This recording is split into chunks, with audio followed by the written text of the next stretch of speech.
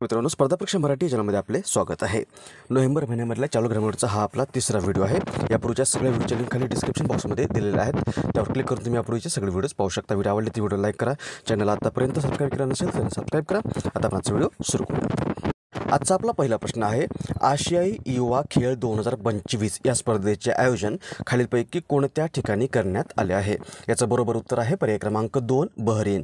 तिसरे आशियाई युवा खेळ किंवा थर्ड एशियन युथ गेम्स 2025 ही स्पर्धा नुकतीच 22 ऑक्टोबर ते 31 ऑक्टोबर 2025 या कालावधीमध्ये मनामा बहरीन या ठिकाणी संपन्न झाली आहे किंवा या ठिकाणी आयोजित करण्यात आली आहे. आणि ही स्पर्धा 12 वर्षानंतर आयोजित करण्यात आली असून यापूर्वीचं या स्पर्धेचं संस्करण 2013 मध्ये चीनमध्ये संपन्न झालं होतं. त्यानंतर 2017 आणि 2021 मध्ये ही स्पर्धा रद्द करण्यात आली होती. आणि यावर्षी म्हणजे 2025च्या या स्पर्धेमध्ये भारताने आतापर्यंत सर्वश्रेष्ठ प्रदर्शन केलं असून भारताने 13 सुवर्ण पदक, 18 रौप्य पदक आणि 17 कांस्य पदकांसह एकूण 48 पदक जिंकून पदक तालिकेमध्ये 6वा क्रमांक प्राप्त केला आहे. पदक तालिकेमध्ये पहिल्या क्रमांकावर चीन आहे, दुसऱ्या क्रमांकावर उझबेकिस्तान हा देश राहिलेला आहे. उत्तर असेल आशियाई युवा खेळ 2025 या स्पर्धेचं आयोजन नुकतंच बहरीन पर्याय क्रमांक 2 या देशामध्ये करण्यात आला आहे.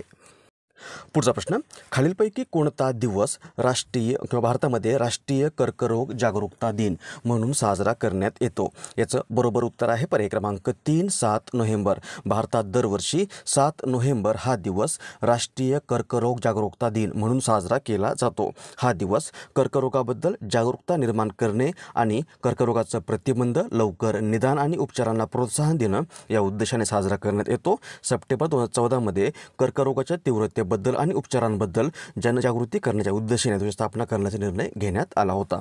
उत्तर असेल 7 नोव्हेंबर हा दिवस भारतामध्ये दरवर्षी राष्ट्रीय कर्करोग जागरूकता दिन म्हणून साजरा करण्यात येतो. हा आहे आजारासंबंधित दिन, राष्ट्रीय कर्करोग जागरूकता दिन जो 7 नोव्हेंबरला असतो. असेच आजारासंबंधित इतर काही महत्त्वाचे दिवस आहेत. त्यामध्ये पहिला आहे जागतिक कर्करोग दिन. हा दिवस 4 फेब्रुवारी या दिवशी साजरा केला जातो. जागतिक किडनी दिन 13 मार्च. जागतिक ट्युबरक्युलोसिस दिन 24 मार्च. जागतिक आरोग्य दिन 7 एप्रिलला असतो. जागतिक हिमोफिलिया दिन 17 एप्रिल. जागतिक लिव्हर दिन 19 एप्रिल. जागतिक मलेरिया दिन 25 एप्रिल. जागतिक थॅलेसिमिया दिन आहे 8 मेला. जागतिक थायरॉईड दिन 25 मे. जागतिक हेपॅटायटिस दिन 28 जुलै. जागतिक रेबीज दिन 28 सप्टेंबर. जागतिक पोलिओ दिन 24 ऑक्टोबरला असतो. जागतिक न्यूमोनिया दिन 12 नोव्हेंबर. जागतिक डायबिटीस दिन 14 नोव्हेंबर आणि जागतिक एड्स दिन हा 1 डिसेंबर या दिवशी साजरा केला जातो. हे देखील लक्षात ठेवा. पुढचा प्रश्न, खालील सामिया सुलूह हसन यांनी नुकतीच खालीलपैकी कोणत्या देशाच्या राष्ट्रपतीपदाची शपथ घेतली आहे? याचं बरोबर उत्तर आहे पर्याय क्रमांक 1 टांझानिया. टांझानियाच्या विद्यमान राष्ट्रपती सामिया सुलूह हसन यांनी त्यांच्या देशामध्ये संपन्न झालेल्या निवडणुकांमध्ये विजय मिळवत टांझानियाच्या त्या पुन्हा एकदा राष्ट्रपती बनलेल्या आहेत. त्या 5 नोव्हेंबर 2015 ते 19 मार्च 2021 या कालावधीमध्ये टांझानियाच्या उपराष्ट्रपती राहिल्या होत्या आणि त्यानंतर 1 एप्रिल 2021 पासून त्या टांझानियाच्या राष्ट्रपती आहेत. टांझानियाच्या त्या पहिल्याच महिला राष्ट्रपती असून पुन्हा एकदा त्या टांझानियाच्या राष्ट्रपती म्हणून त्यांनी शपथ घेतली किंवा त्यांची निवड झालेली आहे. यासोबत लक्षात ठेवा की त्यांना 23 मे 2024 रोजी जवाहरलाल नेहरू विद्यापीठाकडून मानद डॉक्टरेट ही उपाधी देऊन सन्मानित करण्यात आलं आहे. उत्तर असेल पर्याय क्रमांक 1 टांझानिया. नेक्स्ट, खालीलपैकी कोणता दिवस आंतरराष्ट्रीय बायोस्फियर रिझर्व्ह दिन म्हणून साजरा करण्यात येतो? याचं उत्तर आहे पर्याय क्रमांक 1 3 नोव्हेंबर. दरवर्षी 3 नोव्हेंबर हा दिवस आंतरराष्ट्रीय बायोस्फियर दिन म्हणून साजरा केला जातो. बायोस्फियर रिझर्व्ह ही संरक्षित क्षेत्रे आहेत जिथं वनस्पती, प्राणी आणि मानवी समुदायांचं जीवन एकमेकांवर अवलंबून असतं. ही क्षेत्रे जैवविविधता संवर्धन आणि शाश्वत विकासासाठी महत्त्वाची असतात. आणि हा दिवस किंवा आंतरराष्ट्रीय बायोस्फियर दिन हा दिवस पर्यावरणाचं रक्षण करण्यासाठी आणि शाश्वत विकासाबद्दल जनजागृती निर्माण करण्यासाठी बायोस्फियर रिझर्व्हचं महत्त्व अधोरेखित करण्याच्या उद्देशाने दरवर्षी 3 नोव्हेंबर या दिवशी साजरा केला जातो. पुढचा प्रश्न, नुकत्याच प्रसिद्ध झालेल्या QS वर्ल्ड युनिव्हर्सिटी रँकिंग 2026 मध्ये खालीलपैकी कोणते विद्यापीठ पहिल्या क्रमांकावर राहिले आहे? याचं बरोबर उत्तर आहे Massachusetts institute of technology USA. हे विद्यापीठ नुकत्याच प्रसिद्ध झालेल्या QS वर्ल्ड युनिव्हर्सिटी रँकिंग 2026 मध्ये पहिल्या क्रमांकावर राहिलेलं आहे. QS म्हणजे क्वॅक्टवेली सायमन्स. ही एक आंतरराष्ट्रीय उच्च शिक्षण विश्लेषक फर्म आहे जी जगभरातील विद्यापीठांची क्रमवारी आणि शैक्षणिक माहिती प्रकाशित करते. आणि याच QS किंवा क्वॅकेरिली सायमन्सने QS वर्ल्ड युनिव्हर्सिटी रँकिंग 2026 प्रसिद्ध केली आहे. यानुसार Massachusetts institute of technology USA हे जगामध्ये पहिल्या क्रमांकाचं विद्यापीठ ठरलेलं आहे. त्यामुळे पर्याय क्रमांक 1 हे याचं बरोबर उत्तर असेल. पुढचा प्रश्न, जागतिक सामाजिक शिखर परिषद 2025चे आयोजन खालीलपैकी कोणत्या ठिकाणी करण्यात आले आहे? याचं बरोबर उत्तर आहे पर्याय क्रमांक 1 दोहा. दुसरी जागतिक सामाजिक शिखर परिषद किंवा जागतिक सामाजिक विकास शिखर परिषद जी आहे ती नुकतीच 4 ते 6 नोव्हेंबर 2025 या कालामध्ये कतारमध्ये दोहा या ठिकाणी आयोजित करण्यात आली आहे. ही परिषद 1995 नंतरची आतापर्यंतची दुसरी शिखर परिषद होती आणि हिचं मुख्य उद्दिष्ट आहे सामाजिक विकास आणि न्याय वाढवणं. भारत सरकारच्या वतीने या परिषदेसाठी भारताचे केंद्रीय मंत्री मनसुख मांडविया सहभागी झाले होते किंवा यांनी भारताचं प्रतिनिधित्व केलेलं आहे. उत्तर असेल पर्याय क्रमांक 1 दोहा. पुढचा प्रश्न, फ्रान्सचे दिग्गज ऑलिम्पिक पट्टू सायकलिस्ट किंवा ऑलिम्पिक सायकलिस्ट आणि जगातील सर्वात वयस्कर ऑलिम्पिक सुवर्ण पदक विजेता चार्ल्स कोस्टे यांचे नुकतेच वयाच्या कितव्या वर्षी निधन झाले आहे? याचं बरोबर उत्तर आहे पर्याय क्रमांक 2 101व्या.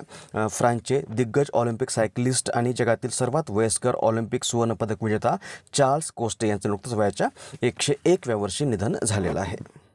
पुढचा प्रश्न आहे, 6 ते 7 नोव्हेंबर 2025 या कालावधीत ग्रीन हायड्रोजनवर आंतरराष्ट्रीय परिषद खालीलपैकी कोणत्या ठिकाणी आयोजित करण्यात आली आहे? याचं बरोबर उत्तर आहे पर्याय क्रमांक 2 नवी दिल्ली.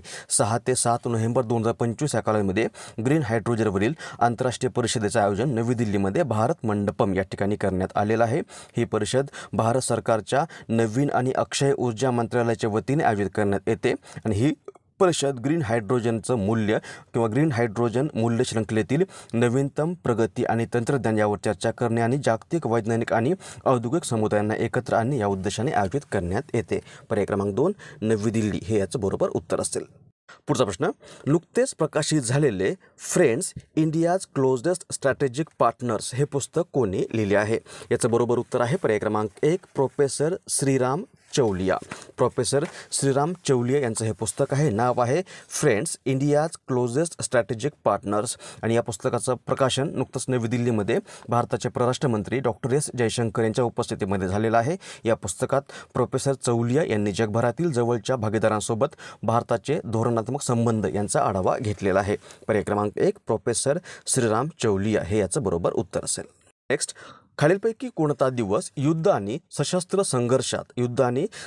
संघर्षात पर्यावरणाचे शोषण रोखण्यासाठीचा आंतरराष्ट्रीय दिवस म्हणून साजरा करण्यात येतो? याचं बरोबर उत्तर आहे पर्याय क्रमांक 2 6 नोव्हेंबर. दरवर्षी 6 नोव्हेंबर हा दिवस युद्ध आणि सशस्त्र संघर्षात पर्यावरणाचं शोषण रोखण्यासाठीचा आंतरराष्ट्रीय दिवस म्हणून साजरा करण्यात येतो. हा दिवस संघर्षाच्या काळामध्ये पर्यावरणाचे रक्षण करण्यासाठी जागरूकता निर्माण करणे आणि जागतिक प्रयत्नांना प्रोत्साहन देणे या उद्देशाने साजरा केला जातो. तसंच हा दिवस सशस्त्र संघर्षाच्या अनेकदा दुर्लक्षित केलेल्या पर्यावरणीय परिणामावर प्रकाश टाकतो आणि शांतता निर्माण करण्याच्या प्रयत्नांचा एक भाग म्हणून पर्यावरणाचं संरक्षण याचं महत्त्व अधोरेखित करतो. या दिवसाची स्थापना जी आहे ती संयुक्त राष्ट्र महासभेने 2001 या वर्षामध्ये केलेली आहे. पर्याय क्रमांक 2 6 नोव्हेंबर हे याचं बरोबर उत्तर आहे. यानंतर आजचा प्रश्न ज्याचं उत्तर तुम्हाला आज खाली कमेंट्समध्ये द्यायचं आहे. प्रश्न आहे, नुकत्याच प्रसिद्ध झालेल्या जागतिक भूक निर्देशांक 2025 मध्ये भारत जगात कितव्या क्रमांकावर राहिला आहे? ऑप्शन्स आहेत 101व्या, 102व्या, 103व्या आणि 104व्या. याचं बरोबर उत्तर तुम्हाला आज खाली कमेंट्समध्ये द्यायचं आहे.